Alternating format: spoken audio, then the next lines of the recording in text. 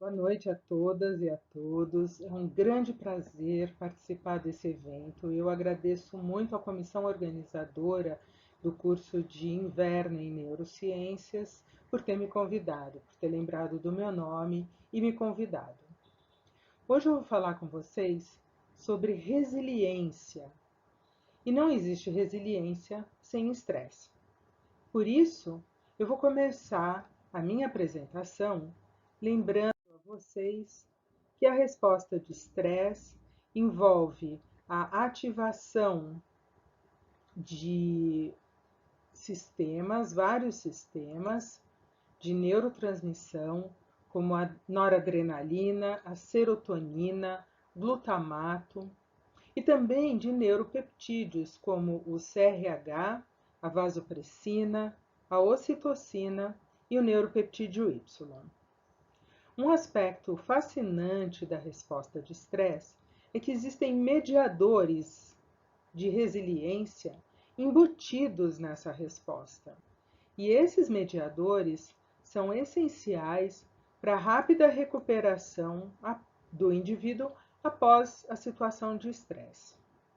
Hoje eu quero mostrar para vocês algumas evidências da participação da ocitocina e do neuropeptídeo Y, ambos produzidos em neurônios no hipotálamo, e como esses dois neuromediadores auxiliam o nosso organismo na resiliência ao estresse. Vamos então entender o que é resiliência. Assim como estresse foi um termo emprestado da física e tinha uma conotação de pressionar o organismo, a resiliência também foi emprestada da física e é definida como a capacidade de um material retornar à sua forma original após uma pressão, que seria o estresse, aplicada a ele. Para nós, seres humanos, então seria a habilidade que a maioria dos indivíduos tem de se adaptar com sucesso a uma situação de estresse ou a um trauma. E é composta por respostas psicológicas e fisiológicas adaptativas ao estresse. Portanto, nós não podemos falar de resiliência sem falar de estresse, porque uma coisa não existe sem a outra. A resiliência é modulada por fatores sociais, biológicos, que dependem e também influenciam a personalidade de cada indivíduo. Então, quando nós falamos de resiliência, nós precisamos levar em consideração os aspectos sociais que envolvem este indivíduo, as características biológicas desse indivíduo e também a forma, a personalidade do indivíduo. Há muitos anos, os cientistas que estudam o estresse reconhecem que a vulnerabilidade ou a resiliência para o desencadeamento de transtornos psiquiátricos depende da interação entre a carga genética do indivíduo e o ambiente em que ele está inserido.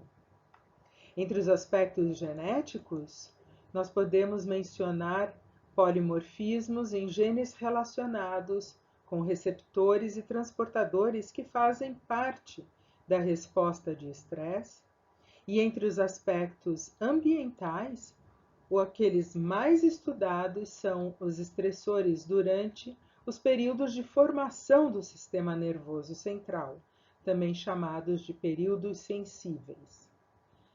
Esses fatores sociais envolvem estressores ou traumas, mas também o apoio social. A forma como essa interação ocorre determina a plasticidade fenotípica do indivíduo, que vai resultar em maior ou menor vulnerabilidade e resiliência. Em mamíferos, o primeiro contato social de um bebê é com seus pais, ou com a mãe, em várias espécies que são monoparentais, ou então com seus cuidadores primários. Essa relação é super importante para garantir não apenas o desenvolvimento físico adequado, mas também o desenvolvimento psicológico do indivíduo.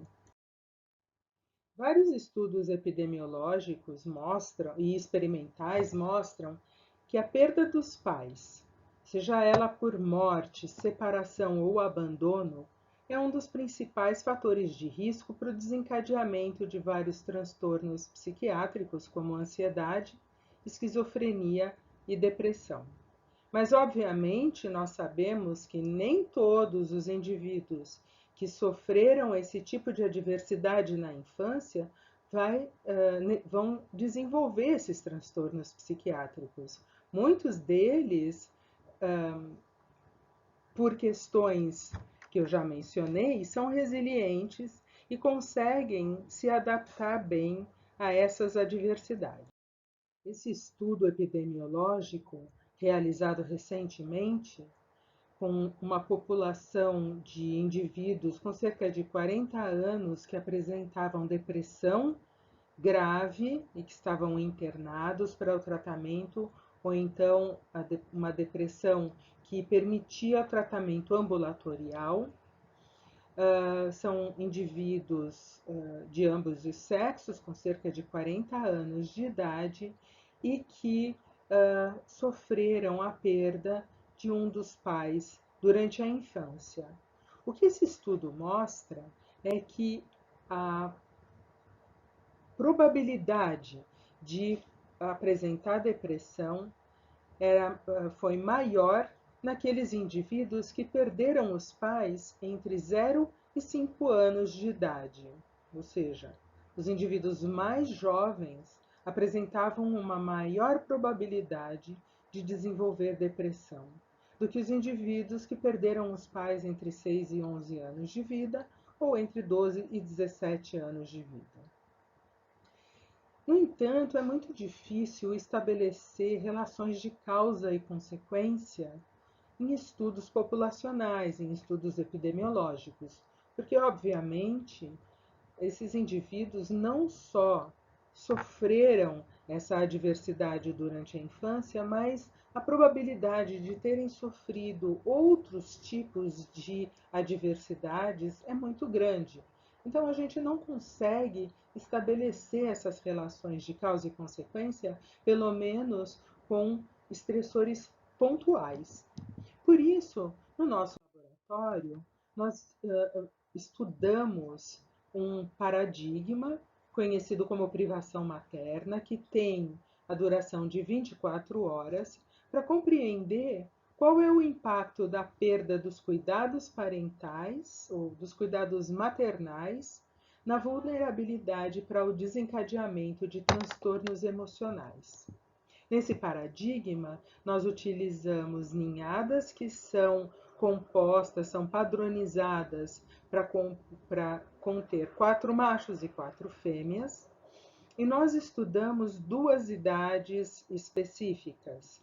A privação que é realizada no 3º dia de vida, ou seja, muito precoce, e no 11º dia de vida, que corresponde a mais ou menos a metade da infância em seres humanos. Os filhotes são retirados das gaiolas moradias, colocados em gaiolas contendo a serragem com o cheiro da mãe, sobre almofadas térmicas para manter a temperatura do ninho. Então, nós fazemos incubadeiras para esses filhotes.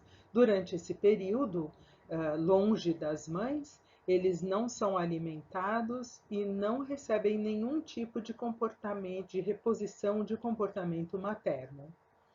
24 horas depois, os animais retornam para as gaiolas com as suas mães e não são mais manipulados até o 21º dia de vida, quando acontece o desmame.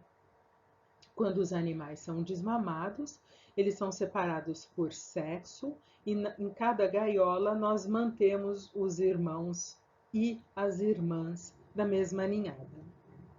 E fizemos os testes entre 52 e 60 dias de vida, que corresponde ao final da adolescência e início da idade adulto jovem, quando nós sabemos que ocorre a maior incidência de transtornos psiquiátricos da esfera emocional, como ansiedade e depressão. O estudo que eu vou mostrar para vocês, nós avaliamos, em primeiro lugar, as estratégias de enfrentamento dos animais que foram privados nas diferentes idades pelo teste do nado forçado. Esse teste ele consiste do seguinte: num dia nós fazemos um pré-teste em que o animal nada por 15 minutos, aprendendo assim que essa é uma situação inescapável. No dia seguinte, nós colocamos o animal de volta nesses recipientes com água e testamos quantas vezes durante 5 minutos esses animais exibem os comportamentos de natação, escalada, em que ele tenta sair do recipiente, e imobilidade. A natação e a escalada são considerados comportamentos ativos de enfrentamento do estresse, enquanto que a imobilidade é considerada um comportamento passivo de enfrentamento ao estresse.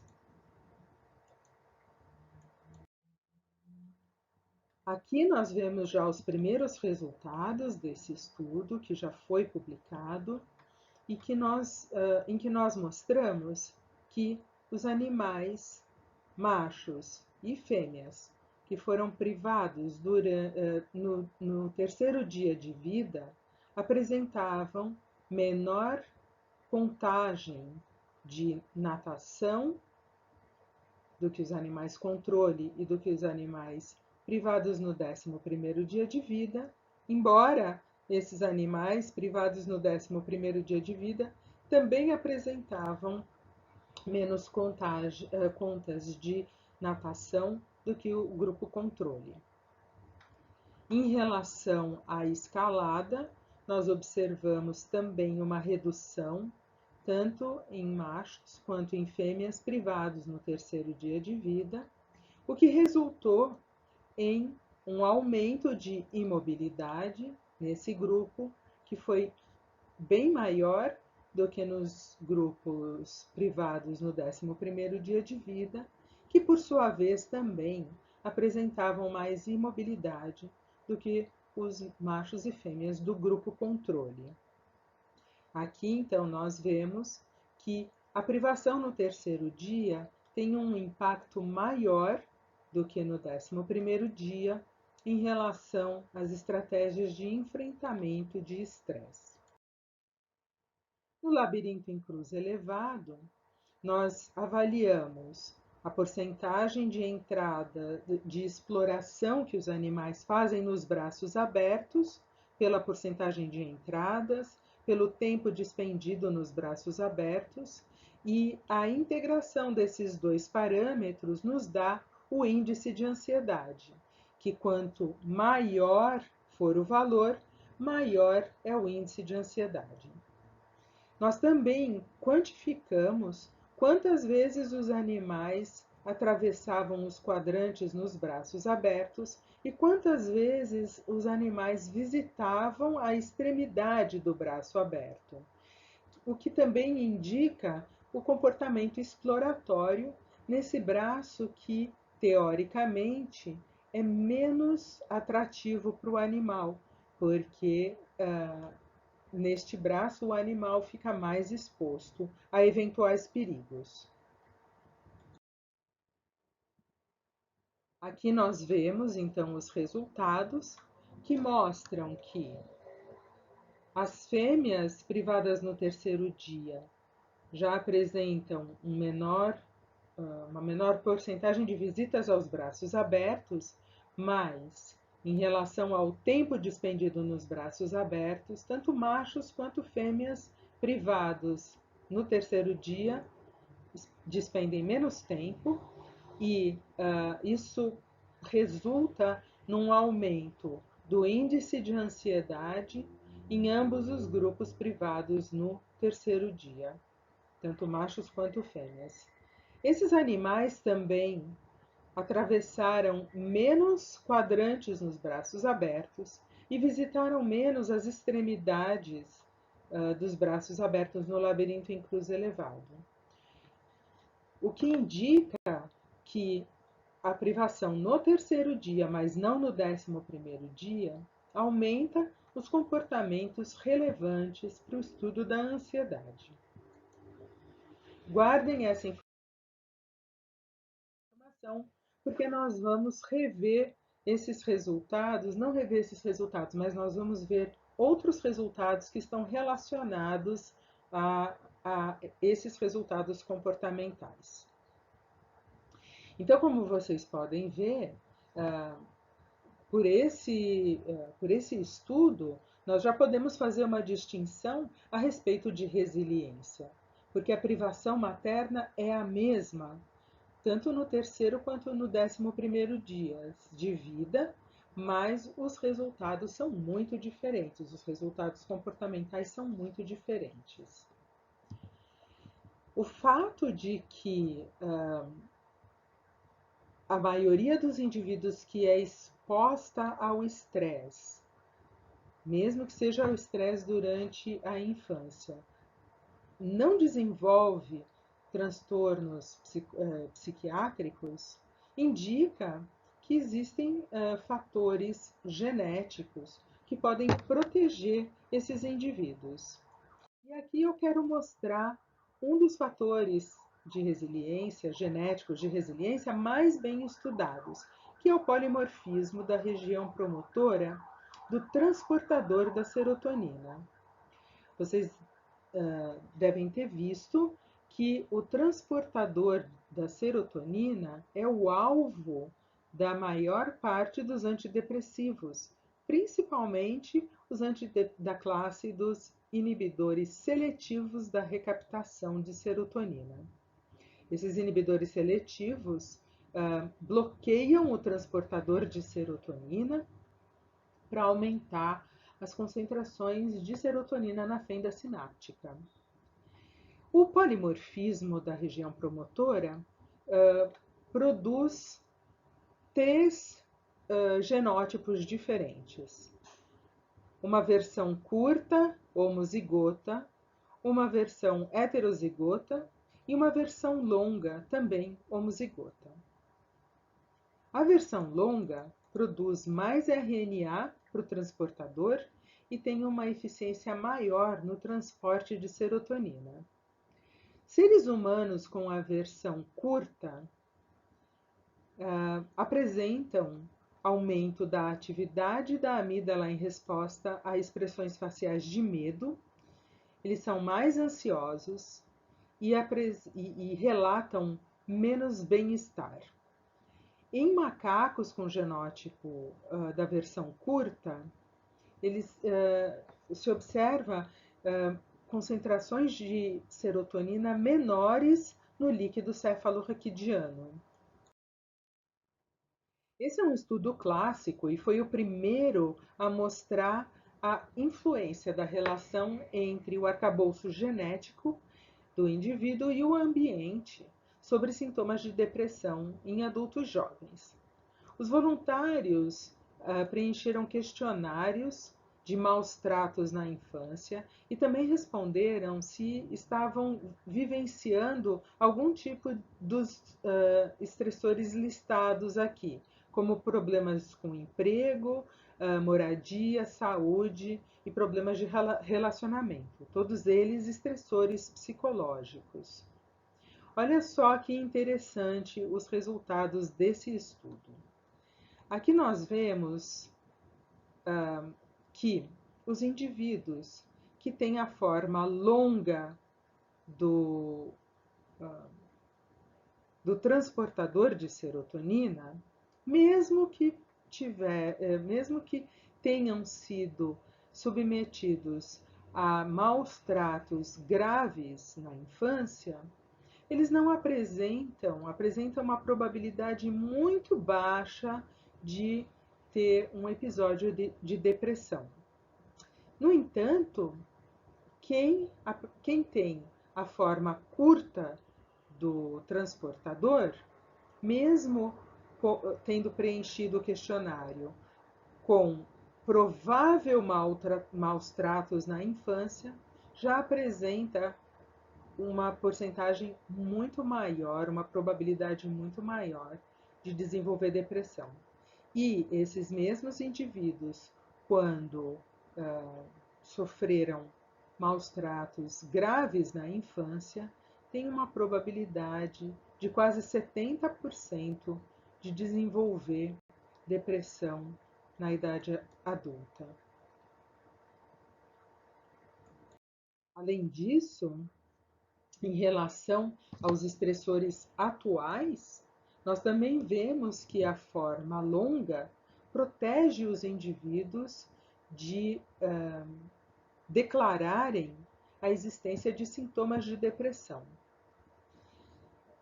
Não existe muita diferença entre os indivíduos que não estão sofrendo nenhum tipo de estresse ou que estão sob um dos tipos de estresse.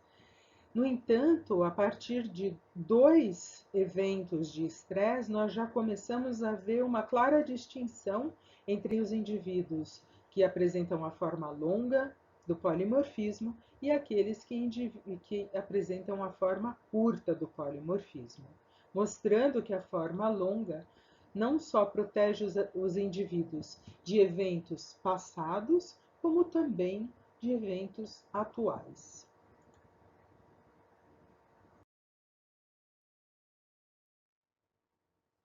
Vamos ver agora a influência ou o papel do neuropeptídeo Y na resiliência ao estresse.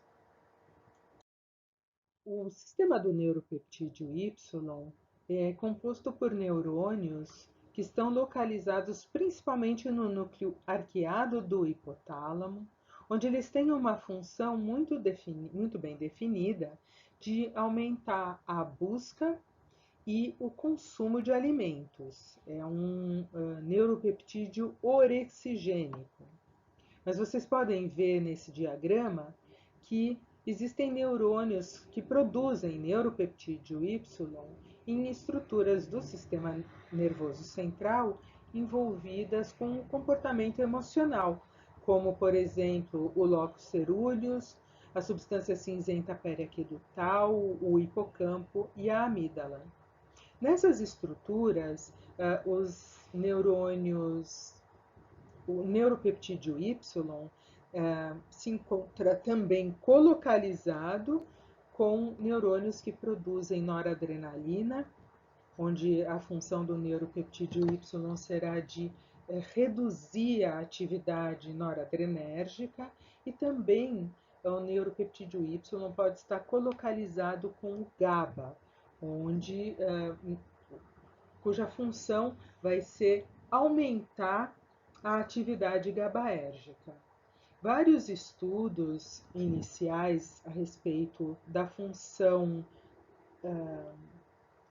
inibitória do neuropeptídeo Y mostram que esse neuropeptídeo, quando aplicado na amígdala, principalmente na amígdala, reduz muito o comportamento do tipo ansioso em vários testes de ansiedade. Então, é quase como se o neuropeptídeo Y atuasse como um ansiolítico natural. Alguns estudos em seres humanos mostram que pacientes deprimidos ou com transtorno de estresse pós-traumático apresentam concentrações mais baixas de neuropeptídeo Y no líquido cefalorraquidiano. que é um reflexo do neuropeptídeo Y produzido no cérebro. Mas é muito difícil, se não impossível, determinar se essa redução é uma condição prévia e, portanto, um fator de risco, ou uma consequência do transtorno psiquiátrico. Por isso, os estudos animais são tão importantes para estabelecer essa relação de causa e consequência. Então, no estudo que eu mostrei para vocês, em que os animais privados no terceiro dia de vida apresentavam mais comportamento de enfrentamento passivo e mais ansiedade do que uh, os animais privados no 11º dia e nos animais controle, nós fizemos avaliação da imunorreatividade do neuropeptídeo Y no hipotálamo, na amígdala, no hipocampo ventral e no hipocampo dorsal. Nós observamos uma diferenciação na imunorreatividade de machos, mostrando que no hipocampo dorsal, os machos privados no terceiro dia apresentavam concentrações muito baixas, muito mais baixas de neuropeptídeo Y do que aqueles privados no 11º dia, que também apresentavam uma redução em relação ao grupo controle. Vocês me desculpem, eu falei concentração e não é concentração, é o número de células imunorreativas para neuropeptídeo Y. Um fator interessante é que as fêmeas, independente do grupo, apresentavam menores concentrações de neuropeptídeo Y do que os machos. Então, nós observamos um dimorfismo sexual e as fêmeas privadas das mães, independente da idade, apresentavam também uma redução de imunorreatividade do neuropeptídeo Y, o que pode indicar uma maior vulnerabilidade dessas fêmeas em apresentarem comportamentos do tipo ansioso e depressivo.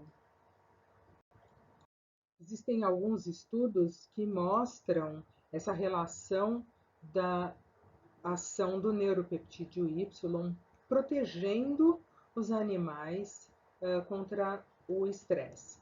Então, esse estudo aqui utilizou animais transgênicos que superexpressavam neuropeptídeo Y no hipocampo dorsal e comparou esses animais com animais controle ou não transgênicos, né, em relação ao efeito, o impacto do estresse no comportamento relevante para a ansiedade.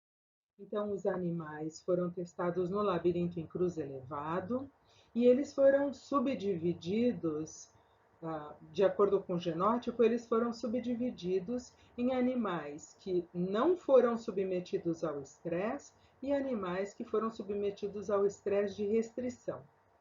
O estresse de restrição diminui a atividade exploratória dos animais nos braços abertos, tanto o tempo despendido nos braços abertos quanto a porcentagem de entradas nesse braço. O que acontece com os animais transgênicos é que o estresse não tem nenhum efeito sobre o comportamento do tipo ansioso nesses animais, o que demonstra que a superexpressão de neuropeptídeo Y impede que o estresse reduza a atividade exploratória dos animais no labirinto em cruz elevado. Nesse estudo super recente, publicado há 2 semanas atrás, grupos de animais foram submetidos ou não ao estresse no período juvenil como uma forma de aumentar a vulnerabilidade para o desencadeamento de transtorno de estresse pós-traumático, quando esses animais, aos 61 dias de vida, foram submetidos ao trauma de imersão em água por 45 segundos. No dia 90, esses animais foram expostos ao labirinto em cruz elevado e o comportamento deles, o comportamento exploratório nos braços abertos, foi quantificado e comparado com animais controle que não haviam sido expostos nem ao estresse juvenil e nem ao trauma. Com base no comportamento desses animais controle, os animais submetidos ao trauma, associado ou não ao estresse juvenil, foram classificados em afetados, quando aqueles que exploravam os braços abertos do labirinto abaixo de um desvio padrão da média dos animais controle, e ou não afetados, quando eles se comportavam de forma semelhante aos animais controle.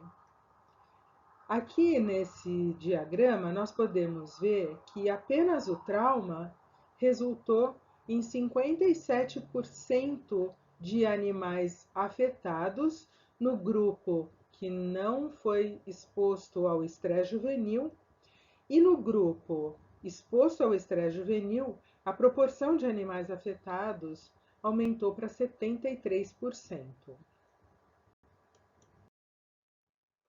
Em relação à atividade dos neurônios produtores de neuropeptídeo Y, os animais afetados apresentaram menor atividade desses neurônios do que os animais não afetados. Vocês podem notar que tanto os animais que não foram ou que foram expostos ao estresse juvenil, que foram considerados não afetados, apresentavam um aumento da atividade dos neurônios de neuropeptídeo Y em relação ao grupo controle. Mas os animais afetados não apresentaram esse aumento. Talvez a evidência mais contundente da função protetora do neuropeptídeo Y pode ser vista nesse resultado em que foi utilizado um vetor viral para reduzir a produção de neuropeptídeo Y, especificamente no giro denteado do hipocampo dorsal. Os animais expostos ao trauma, que tiveram a redução do neuropeptídeo Y, exploraram menos os braços abertos do labirinto em cruz elevado do que aqueles animais que também foram expostos ao trauma, mas não receberam o vetor viral. E esses, por sua vez, também exploraram menos do que os animais controle não injetados. Esse resultado mostra que a baixa produção de neuropeptídeo Y é um fator de risco para o desenvolvimento de transtorno de estresse pós-traumático.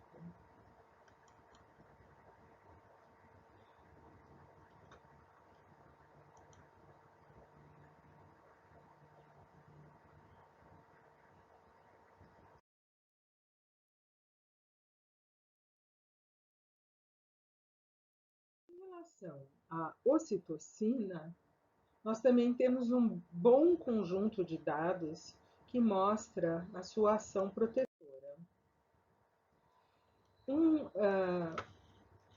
Um aspecto particular é que os fatores de resiliência, sejam eles sociais, biológicos e os de personalidade, têm uma relação direta com a ocitocina.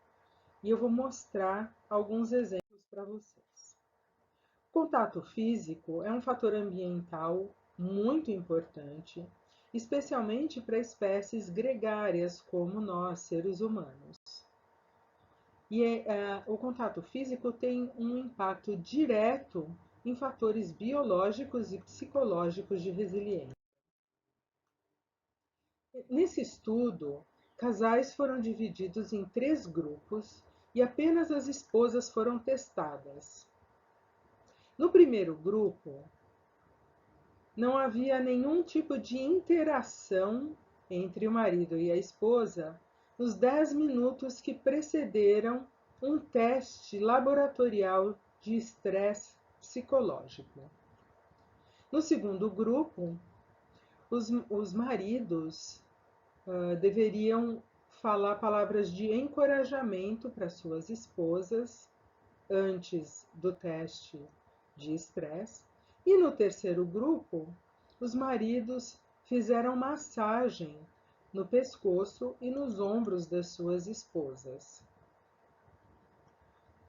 Em relação à secreção de cortisol induzida pelo teste de estresse, nós podemos ver que o terceiro grupo, que as mulheres que receberam a massagem dos seus maridos, já durante o teste, já secretavam menos cortisol do que os outros 2 grupos, e o pico de secreção da resposta de estresse, da secreção de cortisol em resposta ao estresse, foi bem menor nesse grupo que recebeu massagem do que nos outros 2 grupos. Outro dado bem interessante é que durante os 10 minutos de estresse, os batimentos, a frequência cardíaca foi avaliada e nós podemos ver que antes de começar o estresse, todos os grupos tiveram um aumento antecipatório da frequência cardíaca, mas somente as mulheres que receberam a massagem tiveram uma redução durante o estresse psicológico, enquanto os outros 2 grupos mantiveram a frequência cardíaca aumentada. Isso tem a ver com a ocitocina? Aparentemente sim, porque nesse estudo em que casais foram treinados para realizar uma intervenção conhecida como toque caloroso, que envolve os pares prestarem atenção ao estado emocional do seu parceiro, fazendo toques no pescoço, nos ombros e nas mãos por 4 semanas, 3 vezes por semana, em sessões de 30 minutos. Essa foi a intervenção.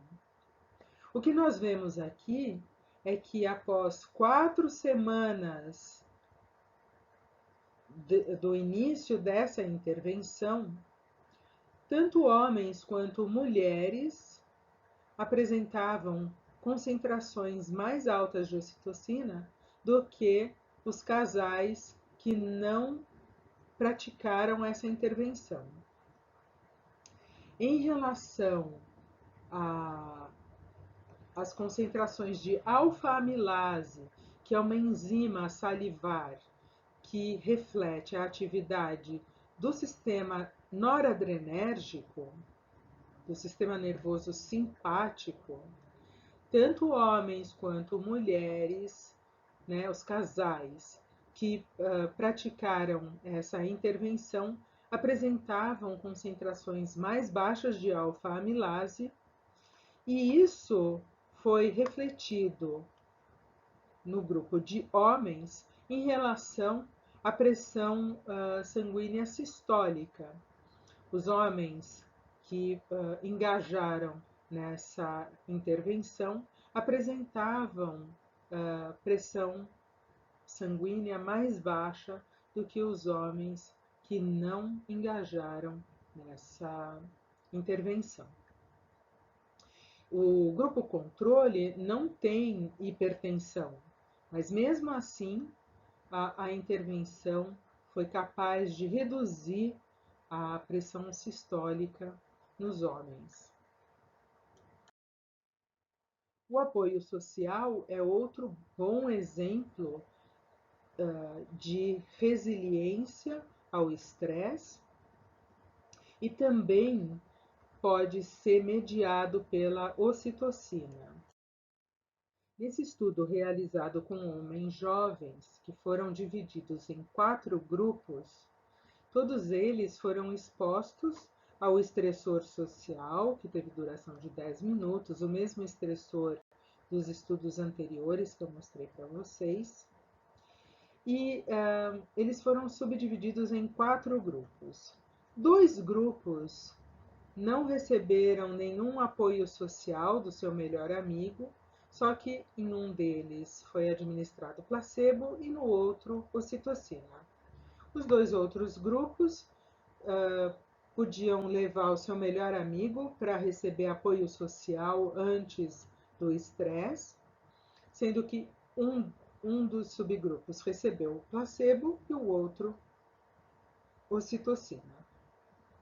Esses jovens foram, então, submetidos ao estresse social e nós podemos ver que aqueles indivíduos que não receberam apoio social e que também não receberam ocitocina apresentavam uma resposta de cortisol muito maior do que os outros grupos. Por outro lado, os indivíduos que receberam o apoio social e também a administração de ocitocina apresentavam a resposta mais atenuada de cortisol ao estresse social, enquanto que os outros 2 grupos, ou seja, o grupo que recebeu apenas ocitocina ou o grupo que recebeu apenas apoio social, tiveram valores intermediários. Agora, a última parte da nossa aula vai ser sobre exemplos de personalidade e resiliência. Então, nós seres humanos apresentamos diferentes tipos de estratégia de enfrentamento de estresse. Essas estratégias são compostas por comportamentos e atitudes cognitivas que têm a função de regular e administrar as pressões e as demandas e emoções geradas pelo estresse. Então, como a gente lida com situações de estresse? Com base num grande estudo realizado por Lazarus e Folkman para definir as diferentes estratégias de enfrentamento, que era por meio de uma escala composta por 72 situações, ações ou maneiras de lidar com o estresse, foram definidas 8 estratégias principais. Essas estratégias podem ser subdivididas em estratégias de resolução de problemas, nas quais o indivíduo foca no problema, traça um plano de ação ou consegue ressignificar o impacto desses problemas e se convence de que as coisas não são tão ruins quanto parecem. Estratégias em que os indivíduos expressam as emoções que estão sentindo naquele momento e estratégias que envolvem a busca de amigos, companheiros, com os quais esses indivíduos podem conversar e trocar uma ideia, mostrar como eles estão se sentindo. A segunda subcategoria de estratégias se refere às estratégias de distanciamento. E essas estratégias estão voltadas principalmente para evitar o problema ou pensar sobre o problema, ter pensamentos ilusórios, achando que a situação vai se resolver sozinha, indivíduos que se criticam demais pelo que aconteceu ou pelo fato de não conseguirem lidar bem com a situação de estresse, e outros indivíduos que evitam o contato social e preferem ficar sozinhos.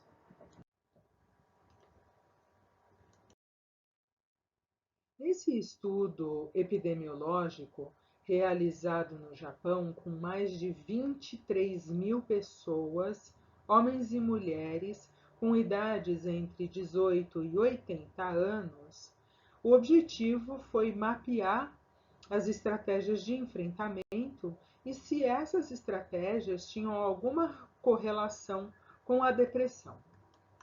Um dos objetivos desse estudo foi mapear se havia diferenças sexuais nas estratégias de enfrentamento. Nós podemos ver que algumas estratégias não apresentam diferenças sexuais, porém a maioria delas apresenta. Aqui, sublinhado em verde, eu mostro as estratégias que são adotadas predominantemente por homens e em vinho as estratégias adotadas predominantemente pelas mulheres. Então, os homens, por exemplo, preferem lidar com as situações de estresse fazendo planos para tirar folga, por exemplo, ou fazer atividades de lazer e praticar esportes.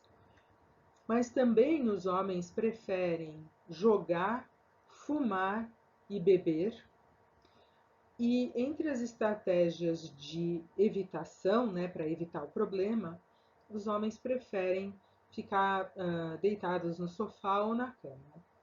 As mulheres adotam estratégias de distração ou estratégias emocionais, desabafando com seus amigos, brincando com animais, comendo, a gente sabe bem disso, indo fazer compras, a gente também sabe bem disso, assistindo televisão, e entre as estratégias de evitação, as mulheres em geral, mais do que os homens, elas se sentem paralisadas e incapazes de lidar com a situação de estresse. Agora, essas estratégias têm alguma relação com a probabilidade de desencadeamento de depressão? Sim. Nesse quadro aqui, nessa tabela, algumas informações são importantes. Por exemplo, esse OR, que significa Odds Ratio, indica uma probabilidade de o evento acontecer. O evento, no caso, é a depressão. Se os valores são menores do que 1, essa relação é negativa. Então, o que isso significa? Que fazer um esforço focado para resolver o problema é uma estratégia que protege os indivíduos, tanto homens quanto mulheres, protege esses indivíduos de desenvolver a depressão. O mesmo nós podemos dizer para as atividades de lazer ou esportes. Então, em situações de estresse, você fazer um hobby ou praticar esporte é uma forma de se proteger e impedir ou evitar que a depressão aconteça. No entanto, outras estratégias podem favorecer o aparecimento da depressão. Quanto maior for o valor acima de 1, maior a probabilidade. Então vamos tomar aqui como exemplo: fumar. Para os homens, fumar aumenta em 35% a probabilidade de desenvolver depressão, né?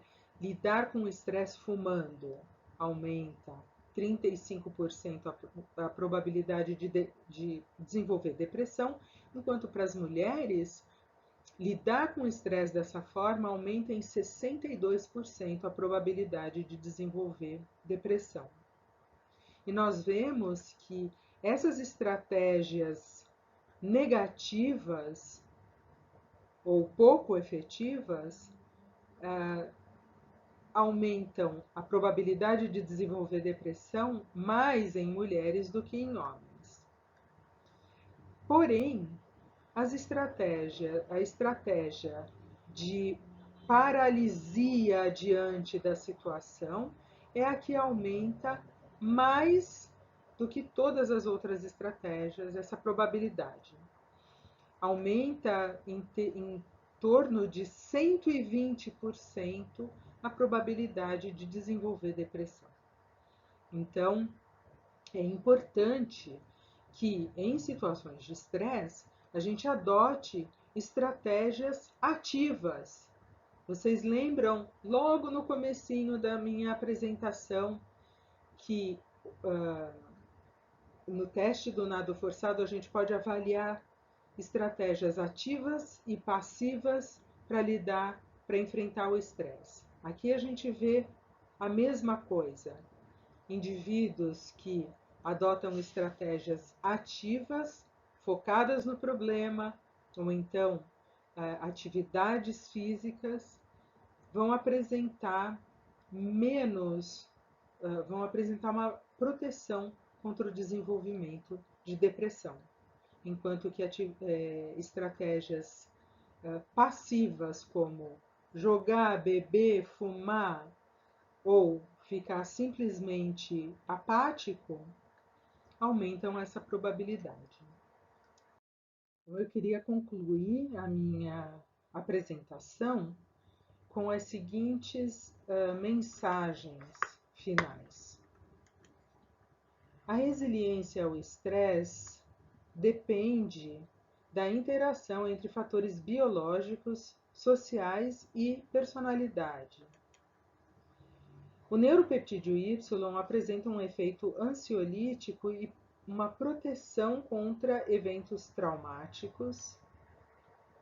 A ocitocina é aumentada pelo contato físico e esse aumento na secreção desse hormônio também estimula os indivíduos a buscarem interação social, que por sua vez vai causar aumento de ocitocina, mostrando que tanto o contato físico quanto a interação social podem ser fatores protetores contra os transtornos emocionais. As estratégias de enfrentamento ativas representam resiliência, enquanto que as estratégias de enfrentamento passivas representam vulnerabilidade. Com isso, eu gostaria de agradecer a atenção de vocês e eu fico à disposição para nós discutirmos eventuais dúvidas ou assuntos que vocês queiram conversar a respeito. Muito obrigada pela atenção.